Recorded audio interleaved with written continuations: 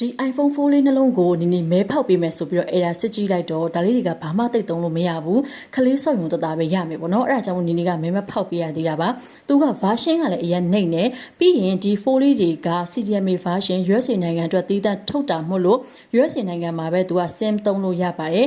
USA နိုင်ငံက operator ပေါ့နော် Verizon တို့လို operator မျိုးကဒီ eSIM သဘောမျိုးပေါ့နော် QR code ကို scan ဖတ်ပြီးတော့ပဲသုံးလို့ရတယ်ဒီမြန်မာနိုင်ငံမှာ SIM ကတ်သုံးလို့မရဘူးသူက SIM slot လည်းမပါဘူးပေါ့နော်အဲ့တော့ဘာမှသိသုံးလို့မရဘူးဘာတွေသုံးလို့ရမလဲဆိုလို့ရှိရင်ကိုက flash သုံးပြီးတော့ dummy သုံးမယ် calculator သုံးမယ်ကင်မရာနဲ့ပုံရိုက်တာဘာညာလောက်ပဲအပျော်သဘောမျိုးကလေးစော့ရုံတသားမျိုးပဲသုံးလို့ရပါတယ်အဲဒါကြောင့်ညီကတိတ်အသုံးမဝင်ဘူးအသုံးမတဲ့ဘူးထင်လို့မဲမဖောက်ပေးရသေးတာပါဒါပေမဲ့ကို့အနေနဲ့ပေါ့နော်ဒါလေးတွေကိုက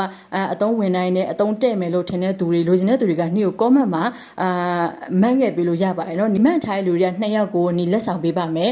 delete နဲ့ပို့ပေးပါမယ်ပေါ့နော် delete ကားကိုတော့ app လေးကနေပြီးတော့ရှင်းပေးဖို့မြစ်တာရက်ခံပါတယ်အနေ့ရောင်လေးက power key တော့နည်းနည်းမာနေရပေါ့နော်ဒီလို screen ပိတ်ချင်တာဆိုလို့ရှိရင်ညီပြပေးထားသလိုမျိုး easy tag ကနေပြီးတော့တစင်ပိတ်လို့ရပါတယ်ရှင်